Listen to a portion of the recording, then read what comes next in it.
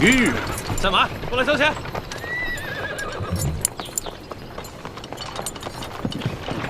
慢点。怎么了？我们要过去。废什么话？到那边交钱。交钱。军爷，我们过路要交什么钱啊？要想过关，先交税钱。哦，税钱。怎么不走了？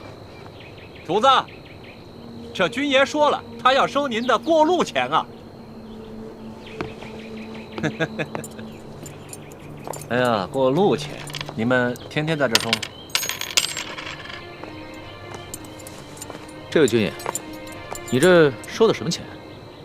关口要道，过往商旅一律上交税钱2吊。可我们不是商人，为什么还要交税费？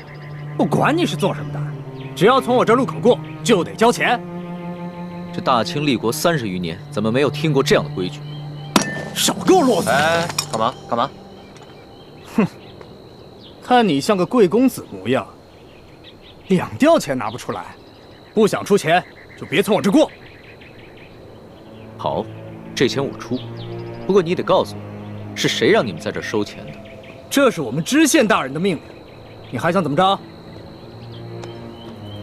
龙小爹，这一个小小的知县就敢巧立名目胡乱收费，再大点的官可了得呀！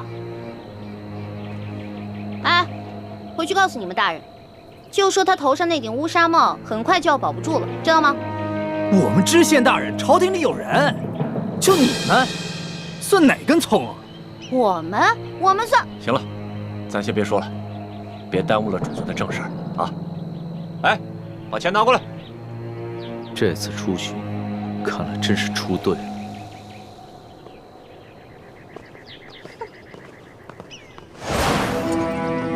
哎，进城交税。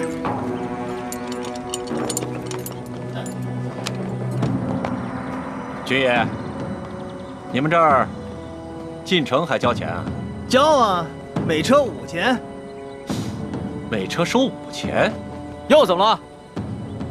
主子，这位军爷说了，进城的车辆收税，每车5钱银子。车辆进城也要交税啊？你们还有没有王法？王法，知州大人就是这儿的王法，这命令可是知州大人亲自下的。来吧，给钱，行。哎，你们呀，真的不知道什么叫王法。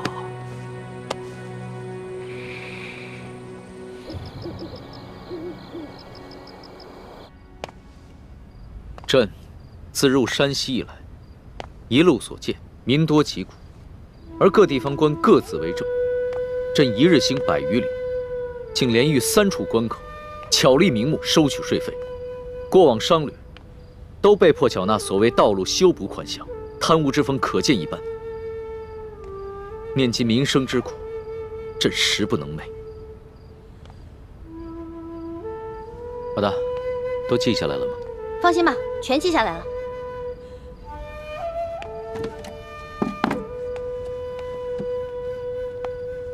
老大，你觉得我能算是一个好皇帝吗？你呀，马马虎虎吧。你别生气啊！你之前跟我说的，让我在你面前不能说假话，只能说真话的。要是你以前这么说的话，可能我还会不高兴。但是现在我不会了。你说的对，我确实只是一个马马虎虎的皇帝，离一个好皇帝还差得远呢，差得远呢。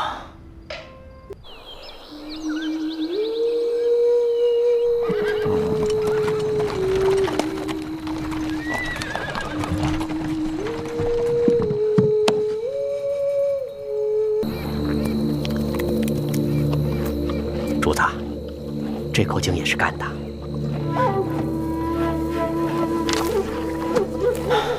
进入山西以来，这旱情是越发的严重了。是啊。老人家，这口井也没水了。啊，这儿也没水了。哎呀，这可咋办呢？老汉家的水早就喝光了，此去我女儿家中，这还有10几里路呢。老人家，我这儿还有一壶水，你先拿去吧。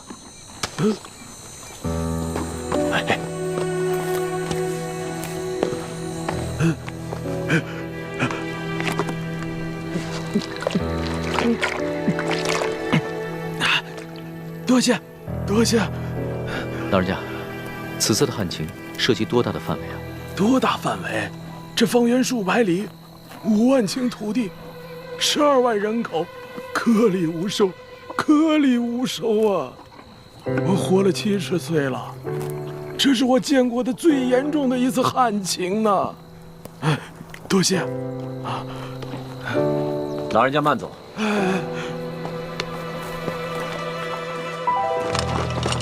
主子，启禀主子，这个小村庄有几十户人家，房子都挺干净的，咱们借宿没问题。只是这村子人烟稀少，好多房子都空着，显得有些诡异。为什么？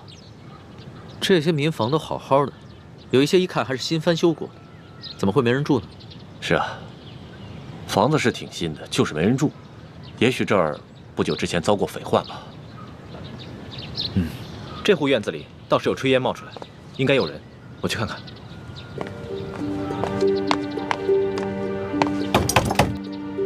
有人在吗？官爷不必再催了，老夫就是死也要死在自家老宅子里。不是官爷啊！老人家，我们是过路的外地商客，错过了宿头，能否在这里借宿一宿？房钱要多少，随便你开。不必给钱，我们这个村子什么都缺，缺水，缺粮食，缺人，就是不缺空房子。你随便住吧。老人家，此话怎讲？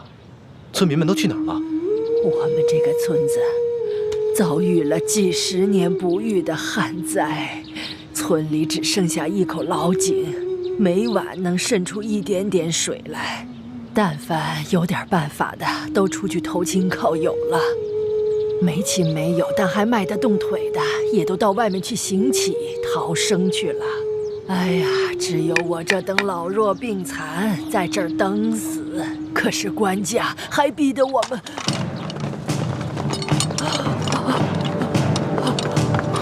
快保护主子！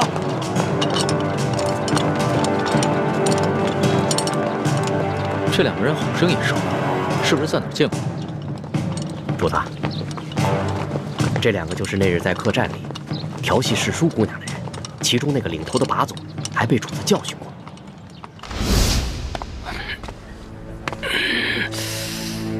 怎么回事啊，老杨？这还是个高手呢。吃瘪了吧？哦，干什么？我问你干什么？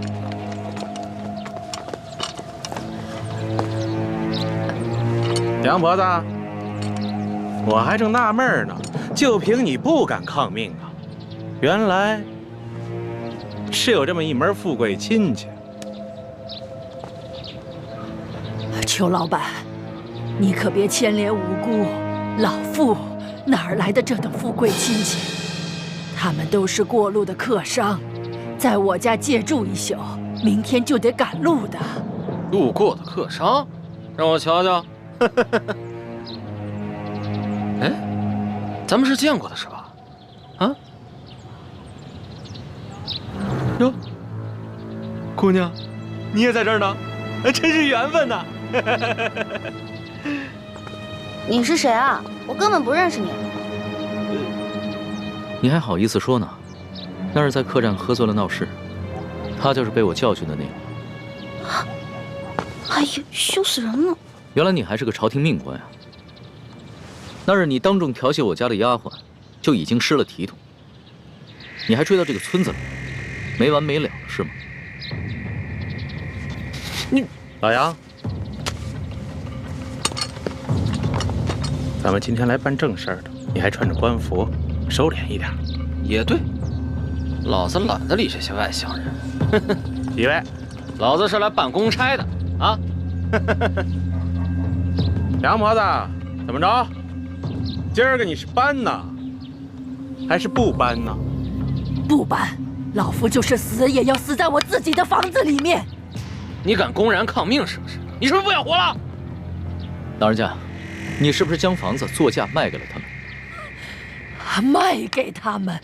客官，这房子是老夫夫家留下来的祖产，房子后面还有几亩良田，老夫家祖孙几代人就靠这点良田生活。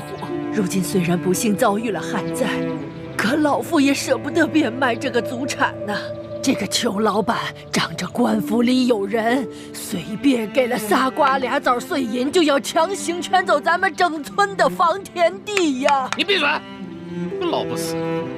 裘老板给你安置费已经是大发慈悲了，你还敢在这里计较或多或少的？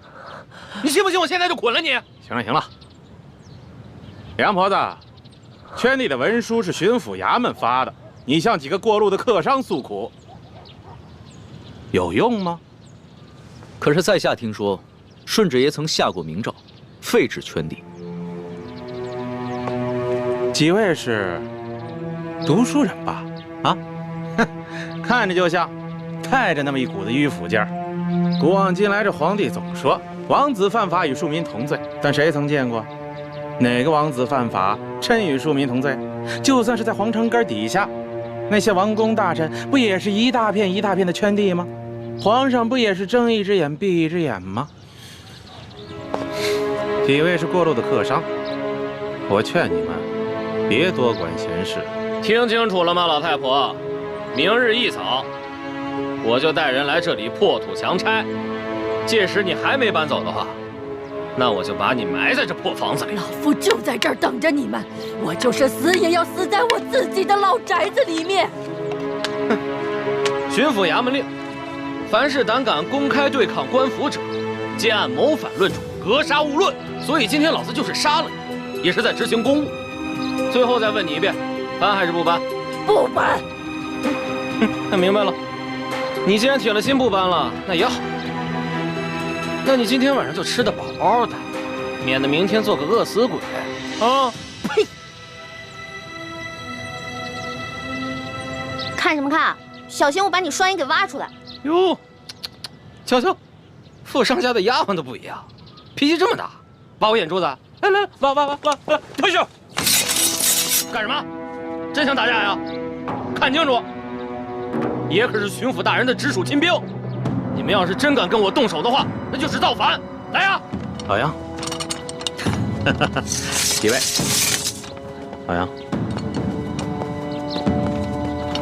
这几个人呢，出言不凡，气度也不凡，像是有些身份的，别节外生枝。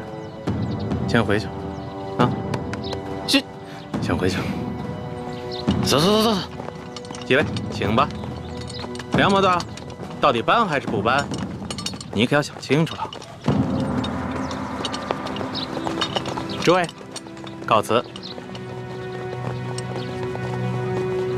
哎，主子，这几个混账东西不给他们点教训啊？这些都是虾兵蟹将，没用的。老人家，再多吃点吧。不瞒你们说，我都半个月没见米香了。不怕你们见笑，我都喝了5碗了。老人家，听说这山西旱情已经惊动了朝廷，朝廷也已经拨了大批的赈灾物资，你们都没有分到吗？赈灾物资？哎呦，咱老百姓连1粒米都没见到过，一点都没有分到，1颗米粒都没见到过。老人家，我看你这儿冷锅冷灶的也有一段时日了吧？不是圈地有安置费吗？为何不拿这些安置费去买些粮食啊？别提安置费了，姑娘啊，不瞒你们说，就我们这样的地，按理来说，好歹1亩也值4、5两银子，可是上面他们只肯给1两啊，而且层层盘剥下来，有些关系的、运气好的，也只能拿到几钱呢。像我这样的老不死，就只能拿几个铜板。老人家，这圈地一事，已经违反了朝廷的政令，你们为何不上告啊？告？去哪儿告啊？老夫的儿子先去县衙告状，被他们拉了出去，一顿毒打，还给他胡编了一个什么罪，被他们连打带拖，回来以后连伤带气的，没多久就扔下老夫去了。老夫的孙子不服气，借了些钱去太原府鸣冤，也被巡抚大人当盗贼发配关外，至今未归，一去不回，还怎么告啊？还有这等事？这山高皇帝远的，这圈地的人可是个通天的人。通天是当朝的大红人鳌拜，你知道吧？听说过。山西巡抚刘德昭，他就是鳌拜的门生，还有那个圈地的裘老板，他就是刘德昭寄娶的夫人的小舅子。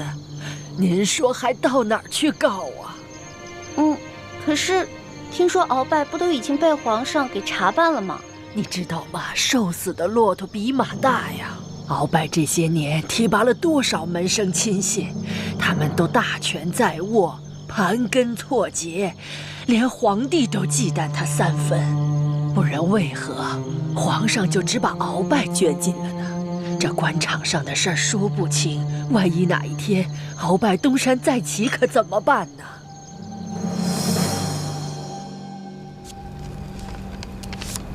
好了，主子，今天的见闻全都记下了。你小心收好，等我回京了之后，就一桩一件的查，一个一个的办。主子，消消气，今天晚饭都没有吃，保重龙体要紧啊。坐吧。是。这所见所闻，我还怎么吃得下？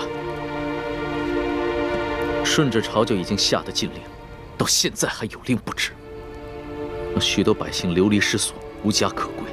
最重要的是，他们还敢鲸吞朝廷的赈灾粮款。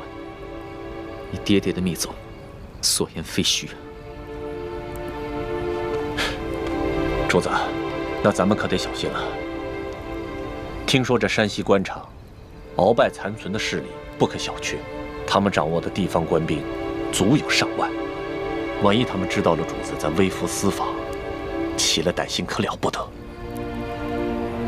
小不忍则乱大谋，只能暂且忍着了。可是，他们明早就要来强拆了，这些百姓们该怎么办？那个叫杨八狗的，还有刘德昭新老婆的那个小舅子裘贵吧，他们一个个都是心狠手辣的角色。如果咱们一走，那几户宁死不搬的村民不得被他们活活给弄死啊？不会吧？这村子里还有几户人家10几口人，我不相信他们敢全都杀了。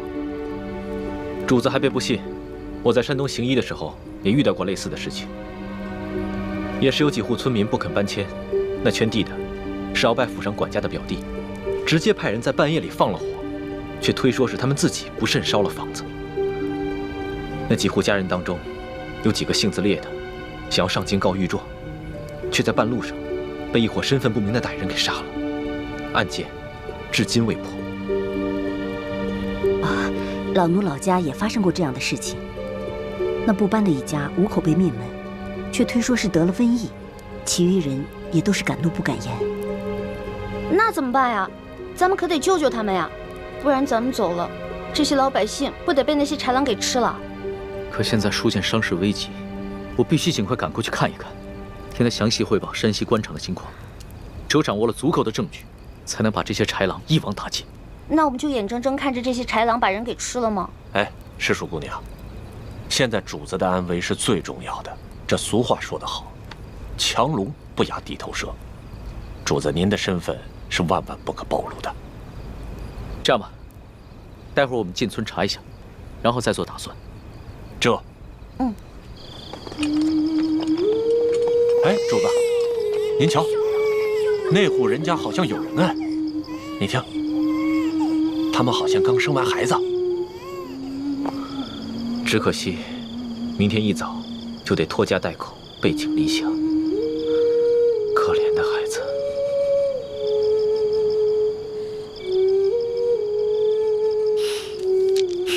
搜通，奴才在。把这个珠子送给他们的孩子，顺便打听一下他们家的情况。这。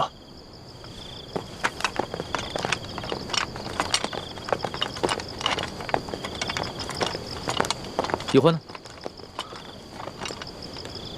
刚刚还在我身后呢。这丫头又乱跑。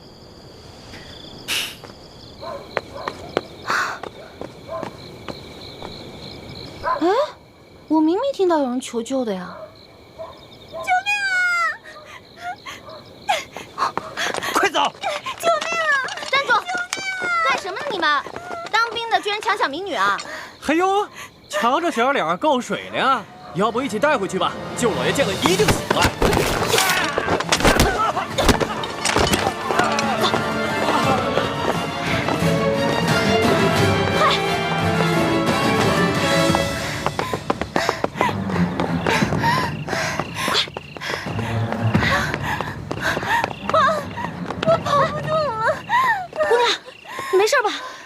上来了！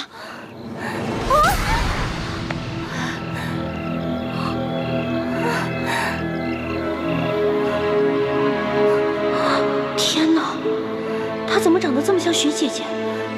难道这舒婉欣逃跑1个月了，我们也想不明白她没有报官的原因。但是，她极可能已回山西老家去找她父亲舒剑了。哎呀，此处离太原府不远了。难道她就是从明珠谷逃出来的舒婉欣？可是她一个弱女子，为何不报官，却要独自千里迢迢逃回老家呢？花儿，一焕，花儿，你在哪儿啊？在哪儿啊？一焕，来，姑娘，咱们躲这儿，快点，就这儿啊，快！哎，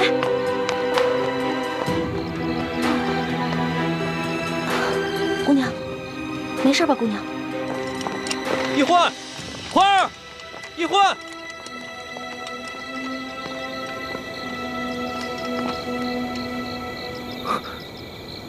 屋里好像有欢妹的呼吸声，但似乎还有另一个微弱的呼吸声。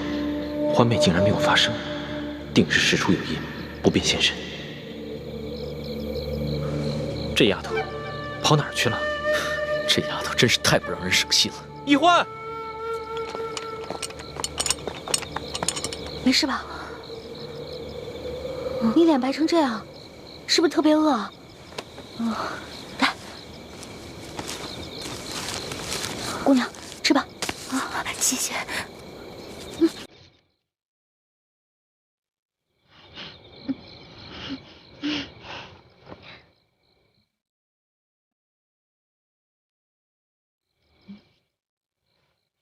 明明已经饿得不行了，还尽量注意吃相，不肯狼吞虎咽。看来应该是出身名门的大家闺秀啊。不好意思，我已经2天没有吃东西了。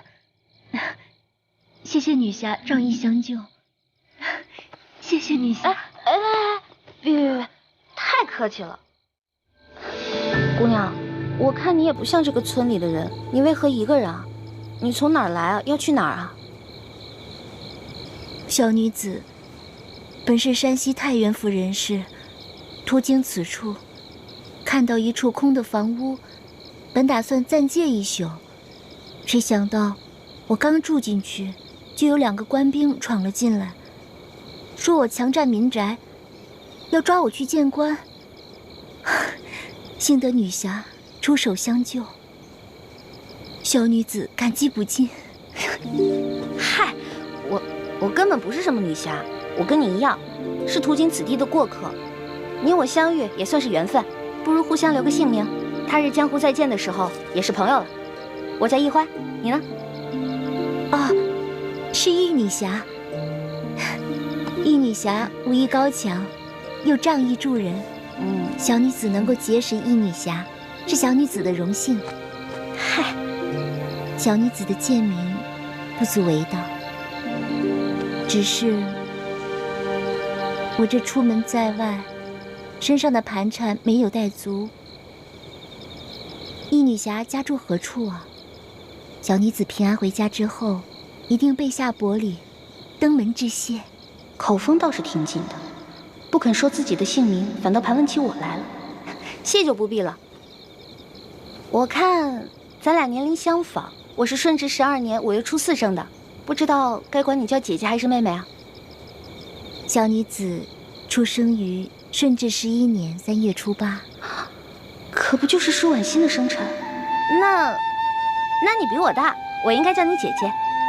姐姐，你一个人手无缚鸡之力，怎么就跑到这儿来了？也没个伴儿陪你啊？唉，2个月前，家父把我献给一个有权有势的男人，那个男人要在很多姑娘当中挑选妾室，我是备选之一。没想到我还没有到那个男人家，就阴差阳错被人劫走了。直到近日，我才侥幸逃出来。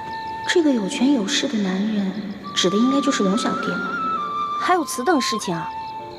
那你逃出来以后，为什么不去报官啊？你现在难道要去找那个有钱有势的男人啊？不是这样的。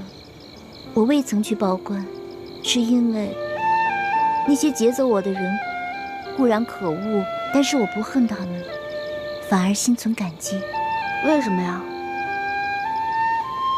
家父把我献给那个有权有势的男人做妾，并非出于他的本意，实在是那个男人太有权势，家父不敢违逆。因此，我在心里早已发了誓，若被那男人选中为妾，那我便以死明志。其实那个男人有权有势，也是个不错的归宿啊。你宁死不从，莫非？我看你戴的这块玉应该是鸳鸯玉吧？你戴的这块是雄的，那雌的那块，莫非姐姐已经有心上人了？啊，那我明白了。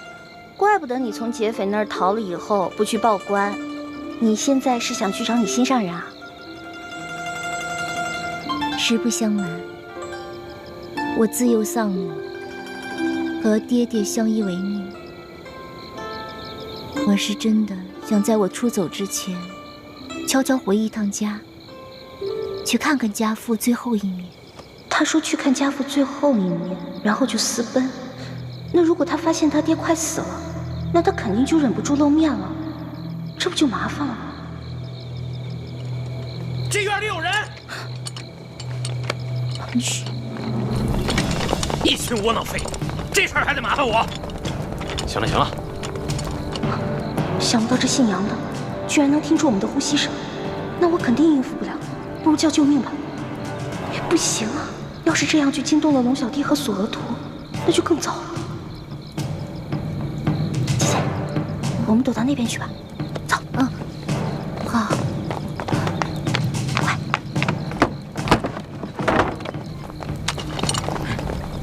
怎么了？这边，快走，跟上。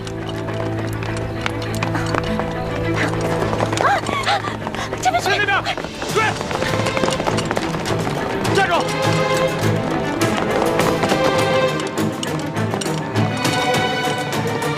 这一关到底跑哪儿去了？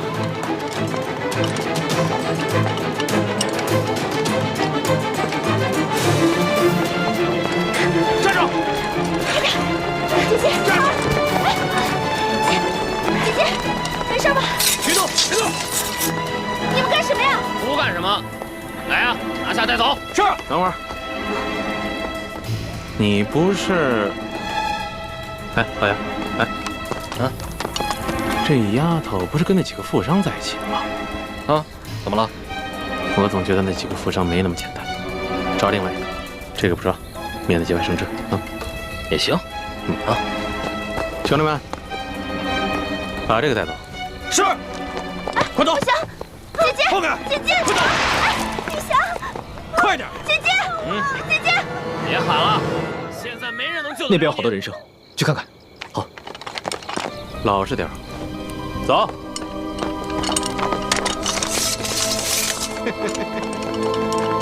小妮子，没看出来还是个练家子。之前是不是把我的兵给打了？你脾气还真是烈呀！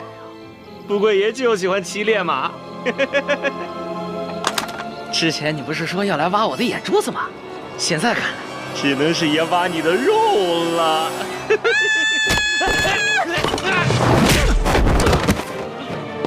老大，你没事吧？我没事，没事。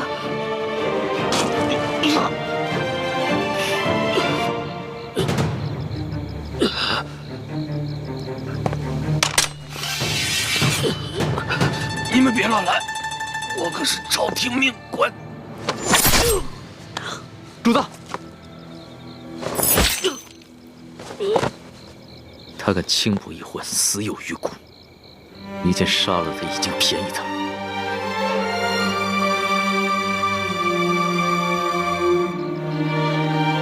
这还是我平生第一次亲自动手杀人。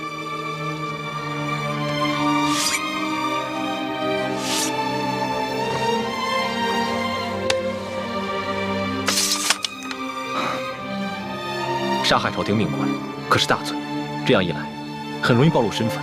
杀了就杀了，想办法善后。这三更半夜的，你到处跑什么呀？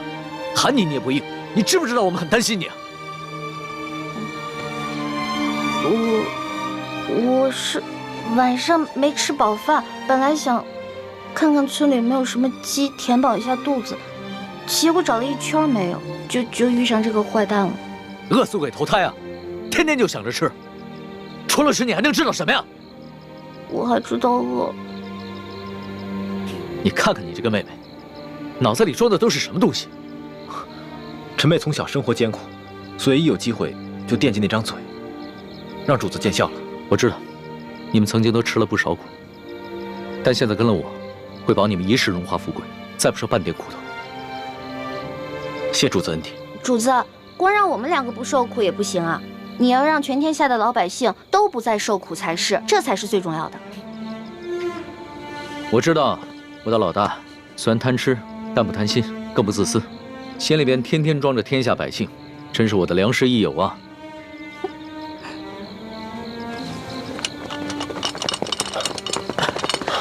主子，主子，这怎么回事？不必慌张，先找个地方把他埋了吧。这，来人呐，把他拖下去。这，快！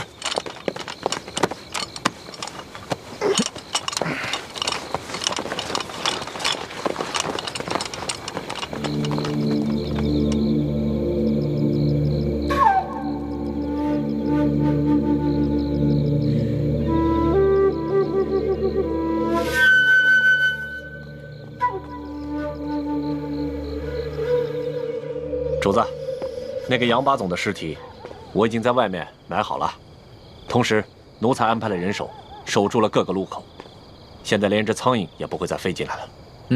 办得好。对了，再有人来打探消息的话，先不要杀掉，悄悄把他们拿下，找一个地方关押起来，到时候他们也是仁政之役。这，还有，这村子里边剩下5户人家11口人。但他们全都是老弱病残。左土，挑几个可靠的人去找一个安全僻静之地，务必在天亮之前把他们全部转移。这，哦对了，他们都是老弱病残，就把我那辆马车拨给他们。这，马三，我们走。这，咱们也都准备一下，天一亮我们就要离开这个院子。主子，这才3更天，你先回屋休息吧。等我们收拾好了以后再叫你出来。好，明儿再赶1天的路就能见到书剑了，到时候肯定有很多事情要等着我处理，所以啊，我是应该好好养养神了。那我给您点一炉安魂香吧，不然你睡不好又该胡思乱想了。不容易啊，会体贴人了啊。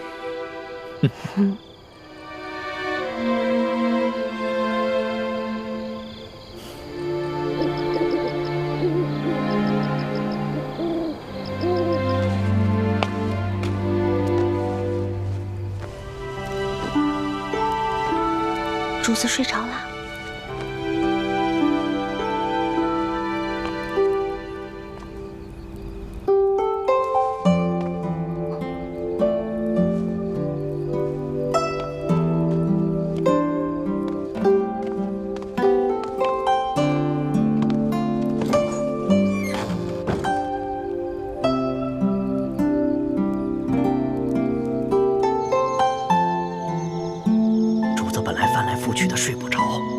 闻了你一个什么香，马上就睡着了。你说，到底给主子闻的是什么香？就是普通的安魂香，您放心吧，对身体无害的。真的？真的，叔父，我怎么可能骗您啊？哎呦，你就不要再叫我叔父了，好不好？咱们最好是永远都不要认亲。哎呦，易欢，我求求你了，你千万不要对主子有什么不好的心思，更不能想着要去害他，否则连我都活不了了。哪有？我怎么可能害我的龙小弟呢？我也绝对不允许任何人害我的龙小弟的。你说的话，我也不知道是该相信还是不该相信。但是我告诉你啊，我伺候过3个主子，咱们现在的主子是最好最好的一个。哎，你不是说过要为什么？要为天下苍生、黎民百姓着想？哎，是不是这么说的？那你就更不要想着使什么坏心思，更不能害了主子，也不能连累我。哦，也不知道当初是谁帮着鳌拜给皇上一直下毒。那不也是迫不得已吗？再说鳌拜呀，也没有想害了主子，给主子下的药呢，主要是想扰乱他的心神，让他不能理朝政。可你们……哎呀，我们要想害他，在宫里早就害他了，何必等到现在呢？叔父，你就放120个心吧。说好了啊。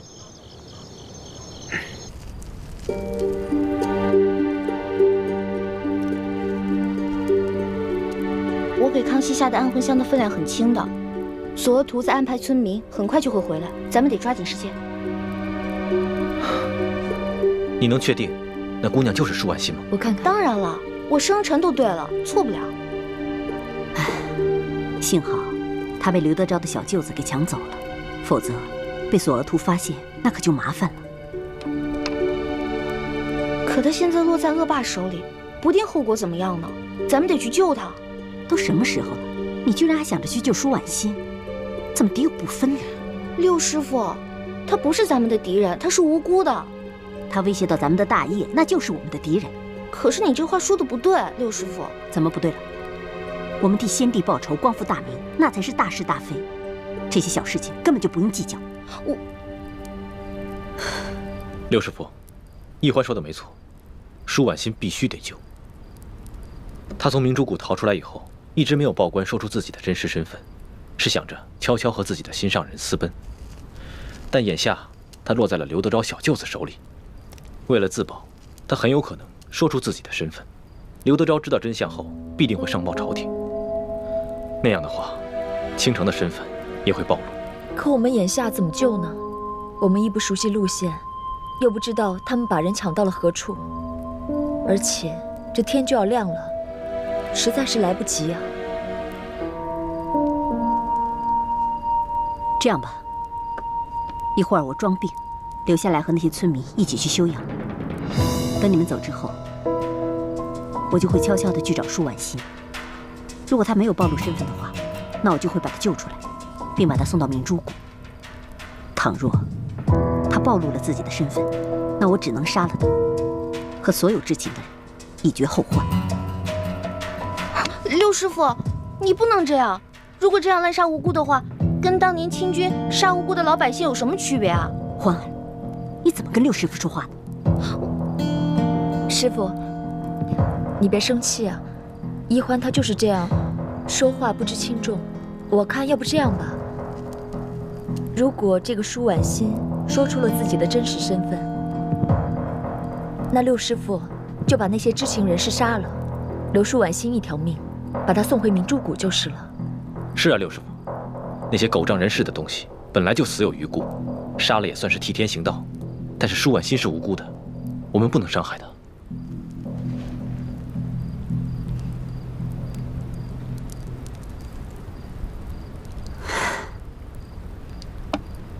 既然太子都已经这么说了，那就这么决定吧。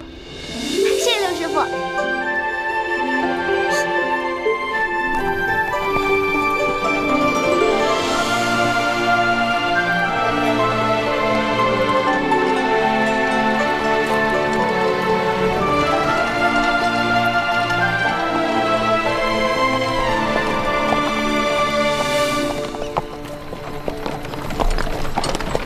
这雪嬷嬷昨晚还好好的，怎么一下子就病了？其实昨天白日里，雪嬷嬷就有些不舒服，她只是在硬撑着，没敢禀报主子。臣妾已经拜托那些村民照顾她，想来养上几日也就没事了。只是她这一病啊，你就没人伺候。主子能够恩准臣妾出宫省亲，已经是对臣妾格外开恩了。这些小事情，臣妾自能克服。还是你省心，不像某些人，就知道给我添乱。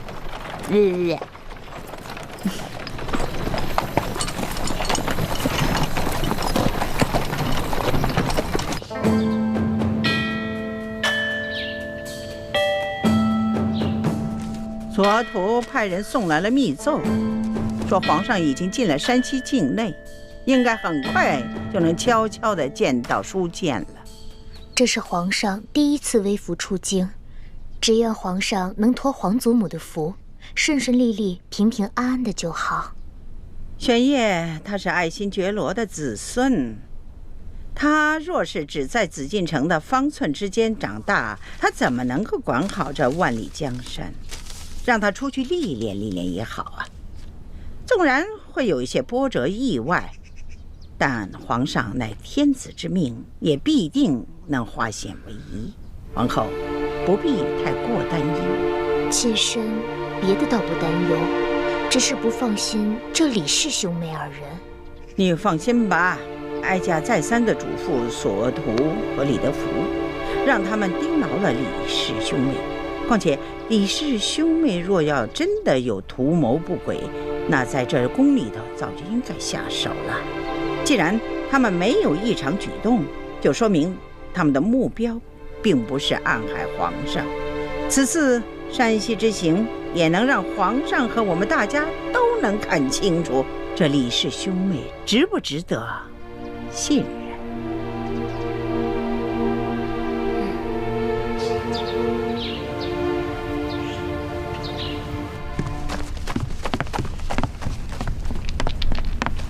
官儿啊，杨八总找着了，找着了。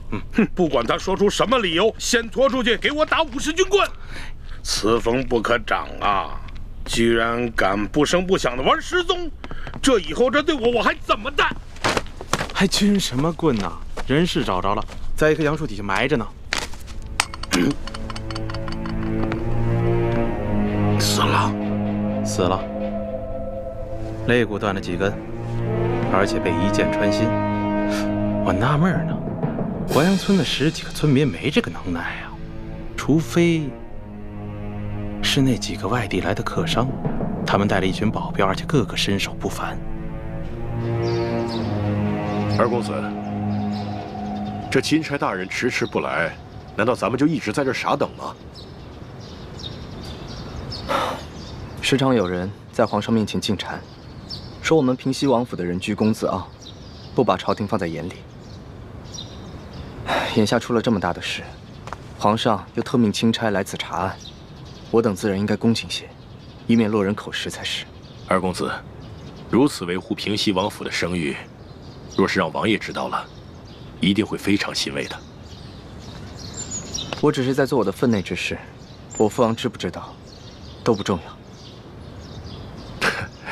所以说，王爷的这几个儿子里，就属二公子最为人后。吴公子，钦差大人还没有来吗？应该快了吧？那我们兄妹二人可需要回避一下。那倒不必，二位都是我无应期的朋友，刻意回避当然不需要。但是，如果二位不习惯接待朝廷要员的一些繁文缛节，当然也可便宜行事。待我事情处理完毕之后，再与二位一同上京。那我们多一事不如少一事，不如我们就留在自己房里吧。也好，那就随姑娘的意。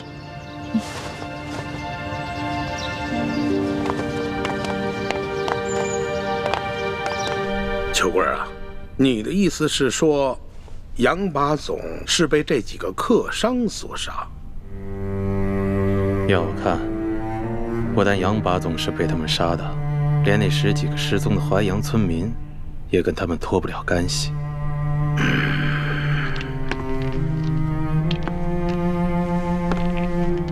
老爷，我看这几个客商身份可疑，行踪诡异，您是不是得派人去查一查？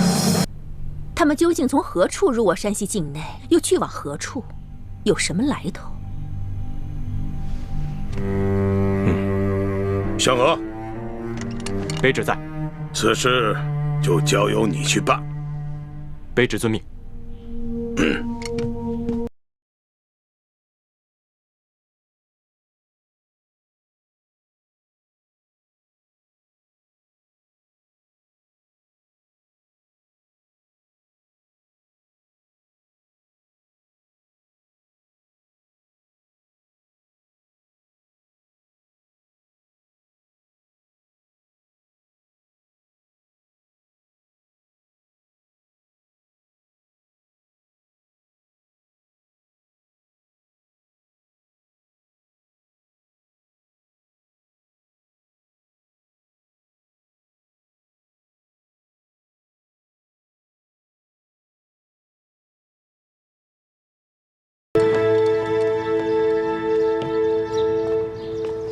不知可是钦差大人到了？正是。2位是？卑职乃平西王麾下副将石青红。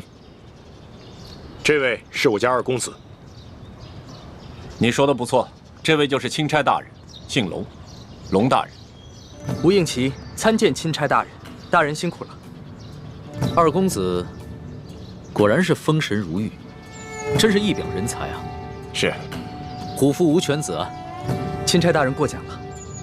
啊，对了，2公子，这皇上特意命我悄悄护送丽嫔出宫探望舒大人。吴应奇拜见丽嫔娘娘。免礼。此事切勿声张，就我们几个人知道。卑职明白。舒大人现在的情况怎么样了？至今一直昏迷未醒。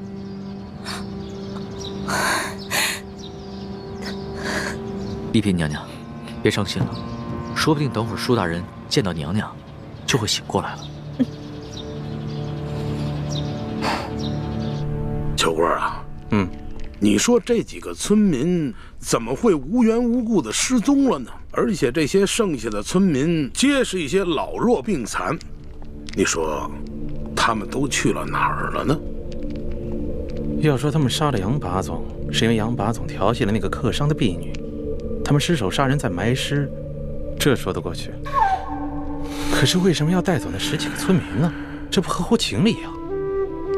难不成他们是想将这些村民留作证人，将来去京城告御状不成？有这个可能。淮阳村的梁老婆子一直都是个刺儿头。哎，你想啊，他儿子告状被咱们给弄死了，他孙子接着告，咱们给他发配关外，他能跟咱们善罢甘休吗？而且就这么巧，那几个客商就投宿在他家里，他肯定没少说咱们的坏话。说，还有脸说？消消气。既然知道这个老婆子是个刁妇，为什么早不处理啊？留下如此之祸患？我哪知道啊？他一个老婆子风烛残年了，有上顿没下顿，能活几天呀？谁成想半路杀出个程咬金，跑出这么几个客商来。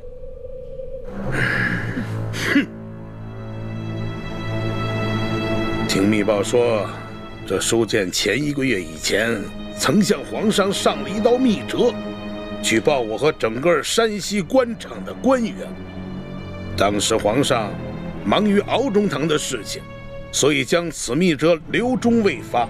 现在敖中堂已经被皇上给捐尽了，看来这皇上可以腾出手来，有时间整顿吏治了。难不成那几个神秘的客商是来自京城的密使。什么？什么意思？什么意思？来干什么来了啊？你慌什么？我告诉你，现在整个山西的官场那就是铁板一块，只要书建一死，任谁都查不出什么。你说的轻巧，书建什么时候死啊？他什么时候死？就最后这么一口气，他什么时候咽？他绝活不过今晚。哦。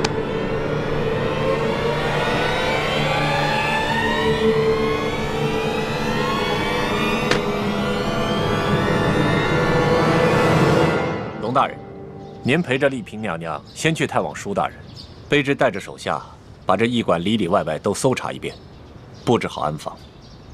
好，去吧。这，走。丽嫔娘娘，龙大人，这边请。娘娘，二公子，二公子，刚刚我家老爷醒过来了。当真是皇恩浩荡啊！这丽嫔娘娘和钦差大人一过来，舒大人就醒了。看来真是被本钦差给说对了，舒大人一定是知道丽嫔娘娘要来探望他，激起了他的求生欲望，所以他就醒了。多谢大人吉言，这都是托了皇上的福。二公子，那就请带路吧。是。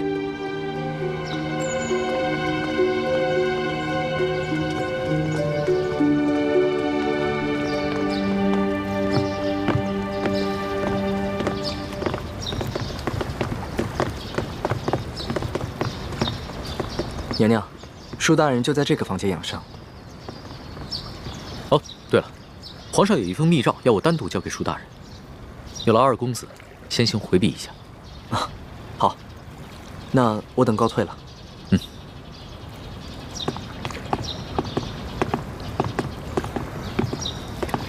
你们也先都退下吧。是。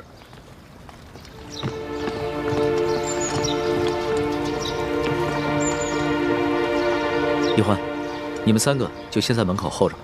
好，这婉欣，等会儿见到你爹，一定要控制住自己的情绪，千万不能太过激动或者悲伤，要不然的话，很可能会刺激到你爹。这样的话，他的伤势很可能会更加严重。是，臣妾遵旨。进去吧。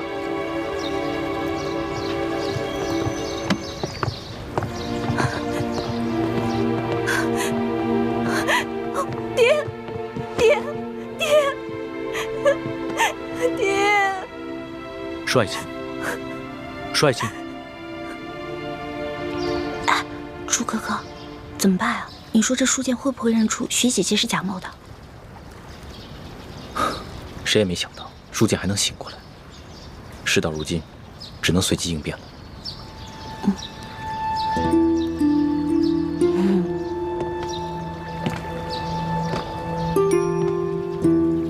你们两个在悄悄商量什么？什么都没说。我明明看见你们两个在悄悄商量，你们一定有企图。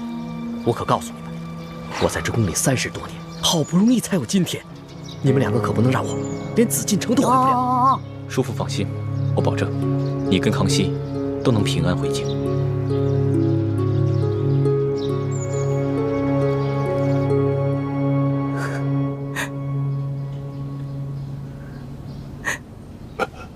皇上，先别急着起来，安心躺着。舒爱卿，不仅朕来看你了，你看看，还有谁一起来了？爹，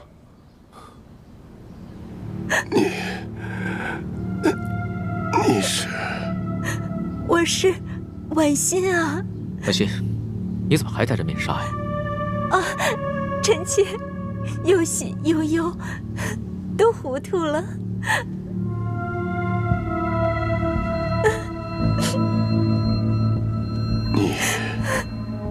你是婉欣？真的是婉欣？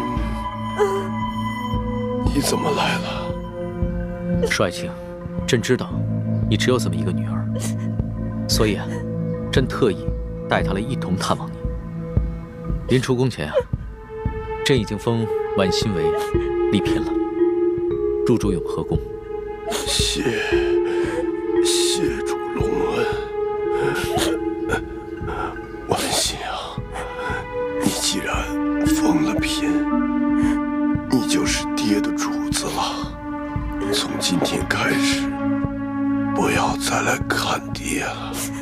要好好的伺候皇上。婉心，你忘了刚刚朕怎么跟你说的？别老顾着哭啊！皇上，臣妾忍不住，臣妾忍不住。行了，那你先去一边稳定稳定心思，朕先和你爹说几句话。是。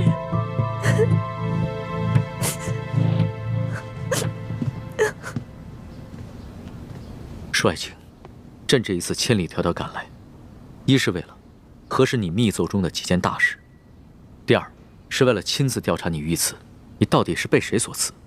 为什么他们要行刺于你？他们是不是因为知道你给朕上了密奏，想要灭口？不是灭口，是想要金钥匙。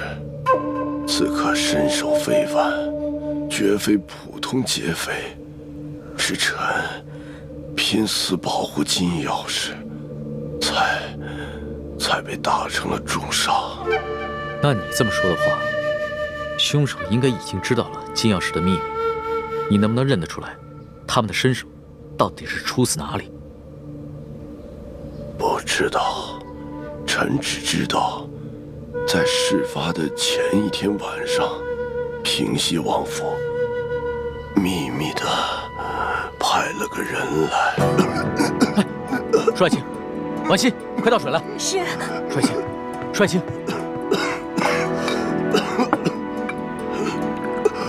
舒爱卿，你先缓过这口气再说。爹，来，喝口水来，小心。再来一口。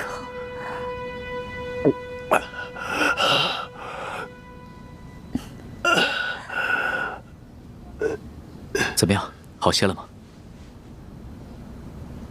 你刚刚说的平西王，平西王派谁来？派他来做什么？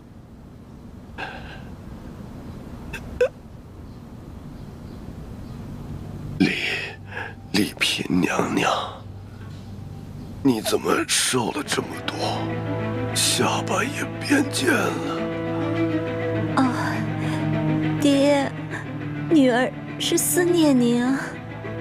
虽说皇上对臣妾特别好，可是女儿每每想到爹爹您岁数大了，身边又没一个知冷知热的人，女儿这心里就放不下呀。可是你这眼神跟从前也不一样啊。爹，您糊涂了，女儿已进宫数月，哪能跟在家里当姑娘时一样啊？面色怎么也变了？这连日来赶路，女儿染了风寒，吃几副药就好了，爹爹不用挂心。啊！爹！舒爱卿，舒爱卿，舒爱卿，李太医，李太医，主子怎么了？你看看，舒爱卿晕过去了。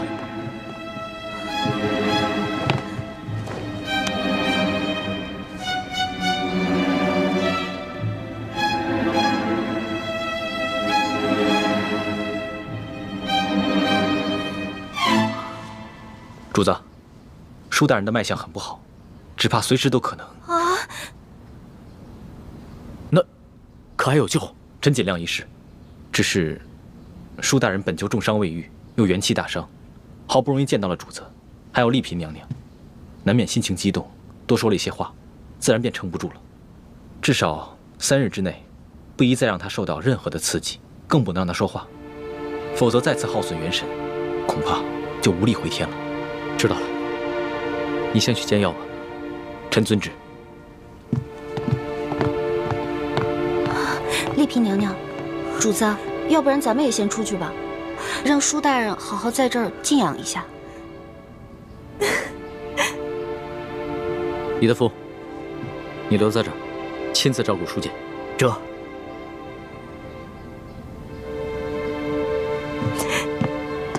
走吧。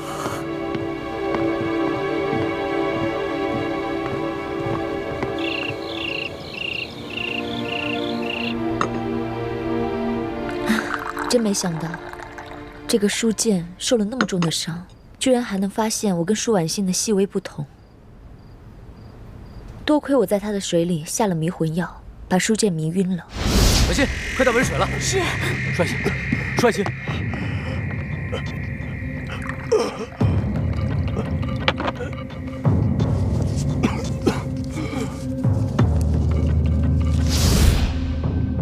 否则，他再多盘问我几句，就算我能应付得过去，康熙啊，也还是会起疑心的。也不知道六师傅找到舒婉欣了没有？咱们两边都不能再出半点岔子了，否则倾城的身份就暴露了。只有我一个人暴露不要紧，万一康熙心思那么缜密，他会想咱们在宫中的点滴细节，就会把你们两个也怀疑上的。舒婉欣就交给六师傅了。至于这个书剑，不能让他再醒过来了。你们什么意思啊？你要杀了书剑啊？不行，我不同意。书剑不同于鳌拜，也不同于刘德昭。在鳌拜权势熏天的时候，他却敢冒死向皇上上密折，为民请命，这样的好官你也要杀呀？我不懂什么国家大事，我也不明白为什么师傅们一直说要光复大明，但我只知道，在这个世上，你们跟师傅是我最亲的人。既然你们说我们是大明的子民，那我就有责任跟你们一起光复大明。可如果光复大明就要滥杀无辜的话，这我坚决不同意。欢妹，你别说了，我不听。如果你要真的杀了书剑的话，我再也不理你了。大师兄，就算易欢不反对，我也觉得这件事要在驿馆这么多人的眼皮子底下杀了书剑，这风险也太大了，稍有不慎就会被康熙发现破绽，那我们不就前功尽弃了吗？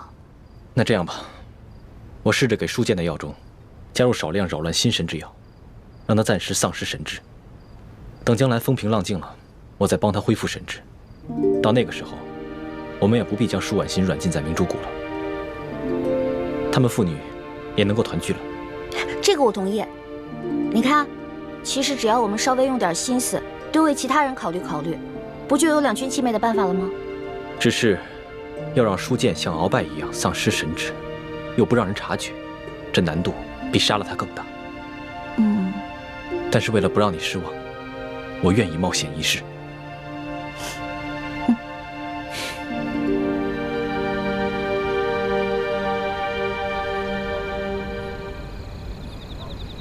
二公子，本钦差听舒大人说，就在案发的前一晚，平西王爷曾经派人来找过你。不错，事发前一晚，我父王确实派人来找过我，只因为我等刚出云南境内，就遭遇了一股劫匪。不仅我父王进贡的一些云南特产，还有一些值钱的财物，全都被劫匪给劫走了。哦，我父王十分震怒，所以就派人过来追问详情。我与石副将把情况禀报清楚之后，他们就返回滇都去复命了。怎么了？龙大人有什么疑问吗？啊，没有什么疑问，本钦差不过就是随口问问罢了。不知钦差大人还有别的要问的吗？没事。那卑职先行告退了。好。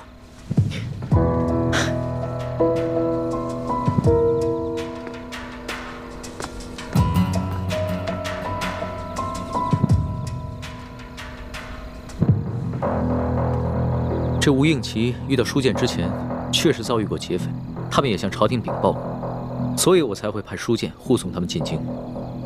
只是这平西王派人来，难道真的只是为了一些无关紧要的财宝吗？你怎么看？主子，您是不是怀疑这刺杀舒总兵的刺客和平西王有关？可是，如果这平西王早就知道这金钥匙的秘密，那何必先派自己的儿子把金钥匙送往京城，然后再派人半路去抢劫呢？那你觉得谁的嫌疑最大？奴才以为，这刘德昭可是鳌拜一手提拔的，鳌拜老奸巨猾，他会不会假意向皇上禀告这金钥匙的秘密，然后暗地里又派人悄悄地来劫呢？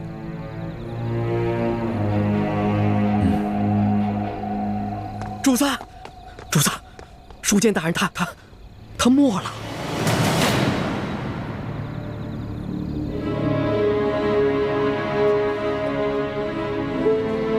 奴才一直听从主子的吩咐，守在书监大人的房门外，就连一只苍蝇也不让飞进去。可是刚半夜的时候，奴才就腹内疼痛，我等不及换班的人来，就去了趟茅厕，前后才一盏茶的功夫。等我回来，舒大人他就……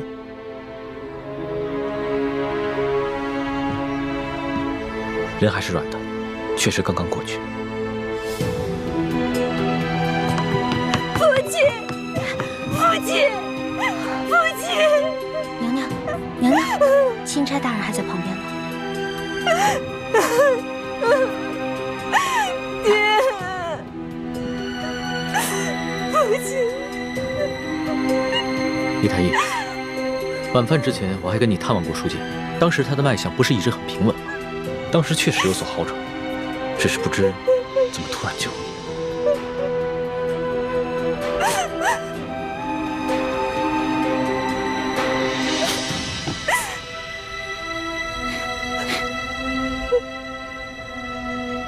怎么了？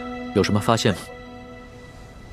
舒大人身上有一股辽山参的味道，但是卑职所开的药方中并无此物。辽山参，此药有毒吗？此药无毒，但舒总兵重伤之下命在旦夕，此时用大补之药，反倒成了他的催命符。所以你的意思，舒大人是被毒死的，是吗？可以这么说。舒大人冒死为民请命，如果还有人毒害他，那这个人就是是非不分、丧心病狂了。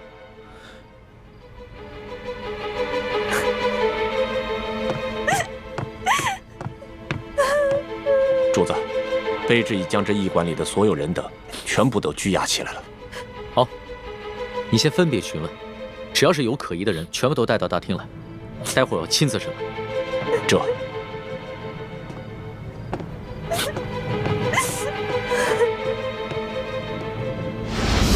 朱哥哥，你实在让我太失望了。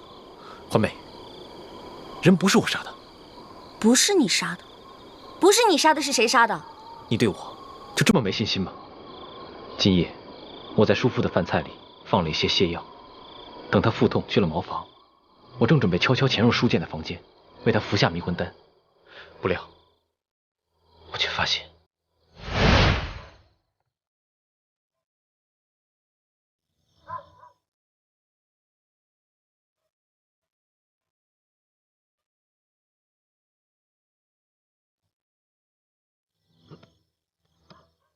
哦，肚子怎么这么疼啊？哎呦，大家换班的人怎么还不来呀？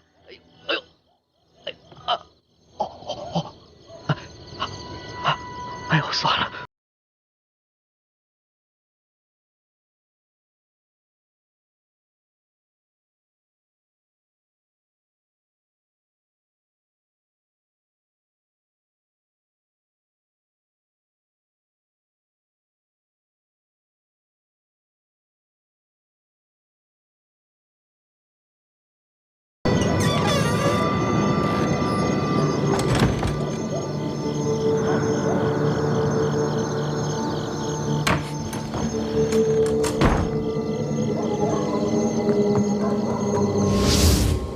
你是说有人抢在你之前杀了书监？没错，而且那个人我们都认识，是这个驿馆的驿丞。驿丞？驿丞为什么要杀书监啊？你就这么不相信我？康熙说什么你都信，偏偏我说什么你就不信。不是朱哥哥，你先别生气啊。现在听你这么一说，我心里的石头落地了。知道吗？如果你为了光复大明，变成了心狠手辣、不择手段的人，那样我会很难过、很失望的。你放心，光复大明是我一生的责任，我无法逃避，只能全力以赴。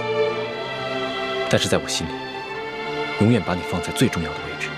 你的朱哥哥宁愿死，也绝不会让你失望，让你憎恨。朱哥哥，你能不能别这样看着我呀？你跟我说的这些话让我觉得压力特别大。你不要觉得有压力，这是我对你的心。至于你对我的心，都听凭你的意愿，我绝不勉强。你说那个奕成为什么要杀舒剑啊？早不杀晚不杀，偏偏这个时候杀他。我也不知道。康熙已经命索额图挨个审问所有的人。我虽然没有办法出面拆穿奕成，但这个小小的驿馆，早就被索额图所带领的大内侍卫在暗中包围，外人根本无法进入。要想查出在夜间行迹可疑之人，并非难事。糟了，这樊姐姐叶哥哥还在驿馆当中呢，他们会不会被索额图当成疑凶啊？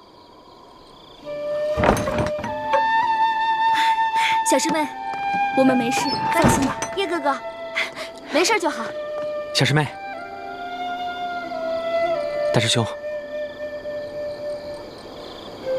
我们又见面了。叶师弟，你送给欢妹的金手镯很好看，我替她谢谢你。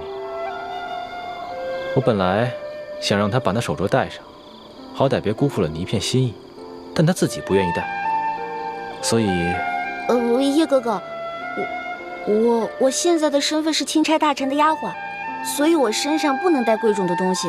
不过你放心吧，我把那个金手镯已经好好的收藏起来了。不戴就不戴吧，收好就行了。大师兄，索额图已经找我们问过话了，有吴应奇作保，他也不敢为难我们。那就好。如果不出所料的话，康熙应该很快就会查出是奕成下的毒。不，真正毒死舒剑的不是奕成。舒剑伤情好转，肯定是吴应奇和石青红不愿意看到的。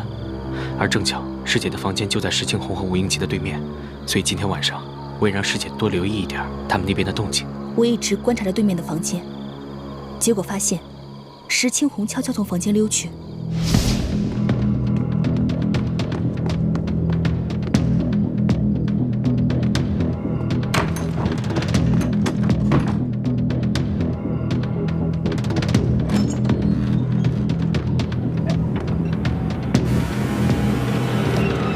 那个黑衣人就是石青红。难道今晚潜入舒剑房间的，除了我跟奕成，还有石青红？没错。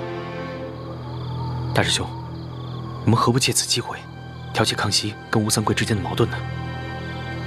这是一个好机会。叶师弟，你一向心思缜密，思虑周全，如果你能把所有的心思都用在光复大明的大业上，我相信你爹和师傅们一定会很开心的。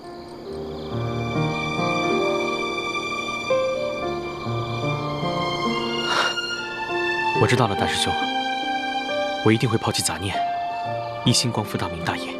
好，但愿你能说到做到。啊，此处不是说话之地。索额图已经将驿馆的人通通绑起来，等着康熙亲自审问了。我和叶师弟也得赶紧先回房间了，你们也快点去听审吧。好，注意安全。走，注意安全啊！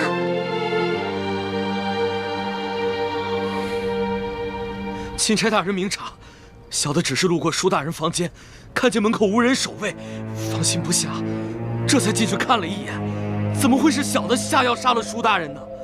你还敢狡辩？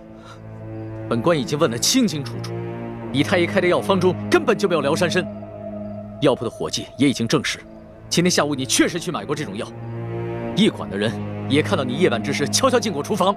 大人饶命！大人，小的是看着舒大人近日身子虚弱，想帮他进补，小的也不知道这补药居然还会杀人呢。到了现在你还敢抵赖，真的以为本官好欺骗是吧？你一个小小的驿丞，怎么会有胆子谋杀朝廷命官？肯定是有幕后主使。你最好从实给我招来，说不定我还能留你一命。回禀大人，小的冤枉。小的在药里面确实放了辽山参，但舒大人却非死于小人之手。今晚，小的端着药碗去给舒大人送药。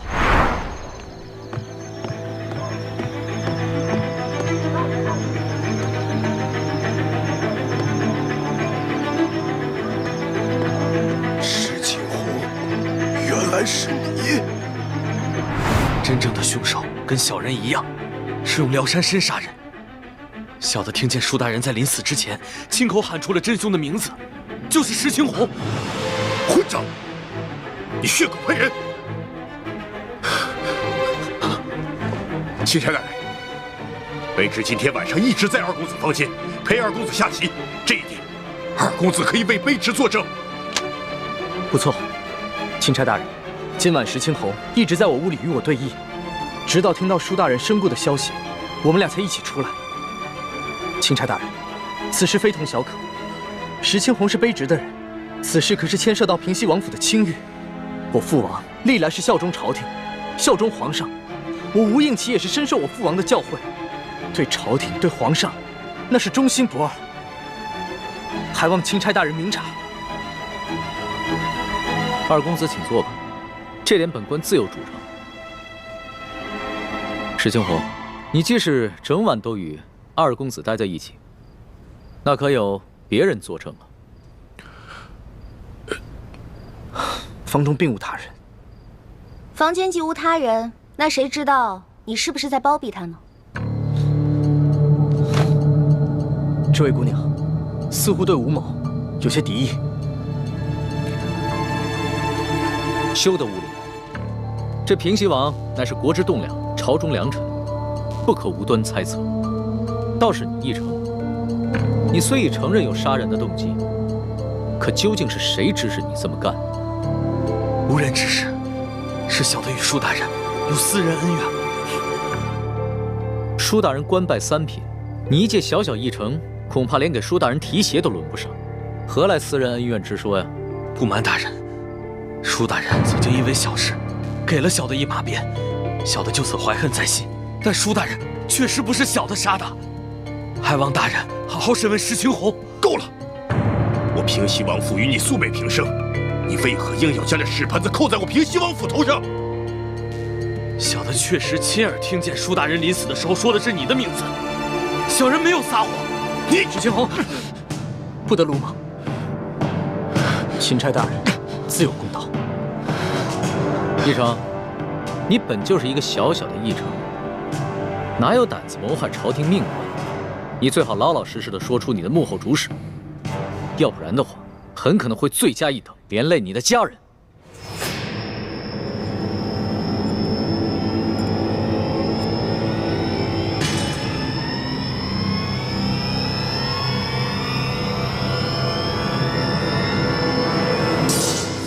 大人，小的是受人所指，可小的不能告诉你，否则小的家人就都没命了。小的有罪，可他们是无辜的。大人，就让小的以死谢罪吧。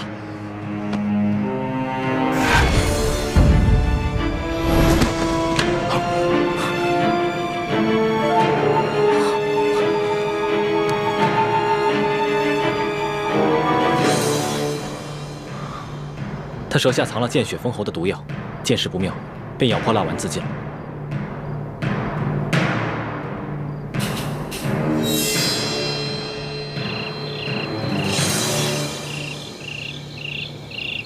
今天晚上我看见的人是奕成，但是抢在奕成前面的是石青红。看来想对舒剑不利的，应该有3路人马。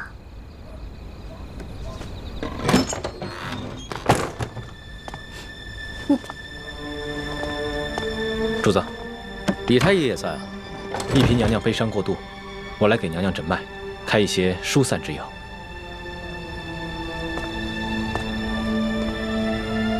婉心啊，你不要太过伤心了。你爹虽然去了，但是我会照顾你一辈子的。至于你爹的后事，你要是有什么想法，就尽管提出来。臣妾是没侥幸，一切但凭主子裁夺。行。那我决定明日一早就护送你爹的灵柩回太原府。虽然这宫里规定，这后宫的嫔妃不能因为娘家的丧事披麻戴孝，但是这是宫外，朕特许你穿素衣，以尽孝道。等回了宫以后，朕再追封你爹为从一品，以慰你爹的在天之灵。谢主子隆恩。龙小弟，你可得为娘娘的爹报仇才是。这个议程说的石青红，可是吴应琪身边的贴身侍卫。小声点，小心隔墙有耳。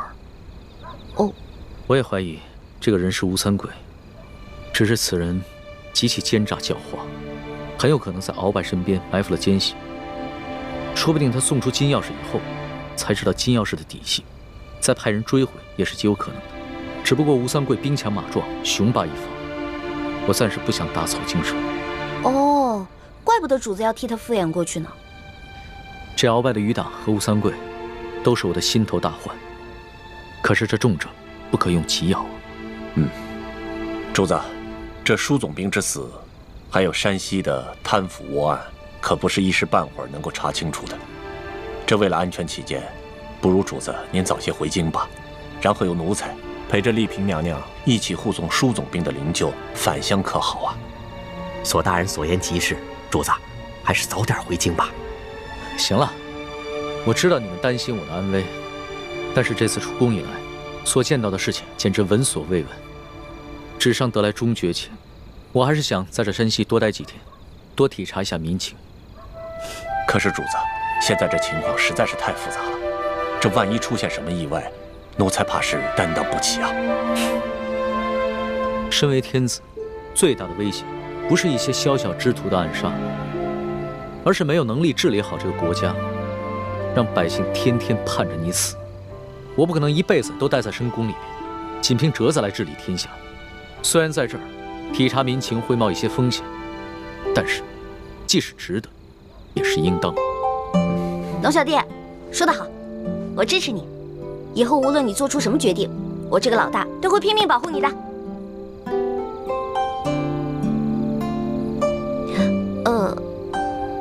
反正龙小弟说过，大清吹牛不上税嘛。老大，你虽然力有不逮，但其心可嘉。你这份情，我领了。主子，通宵审案，这天都快亮了，主子还是早点休息吧，保重龙体要紧。我哪还睡得着啊？天一亮，我们就出发吧。这，钦差大人，今天一早，石青红就去了那个义城的家，听其邻居讲，就在前几日，巡抚衙门的捕头在其家搜出一箱赃银，目前他的妻儿老小全都入狱了。本钦差明白了，多谢二公子。钦差大人，我无视父子，无论是对皇上还是对朝廷，那都是忠心不二。还望钦差大人回到宫中，在皇上面前多多美言。那是自然，只不过这未被盗的永历帝遗物，就有劳二公子继续送往京城。咱们就此别过，后会有期。后会有期。大人，请上马。上。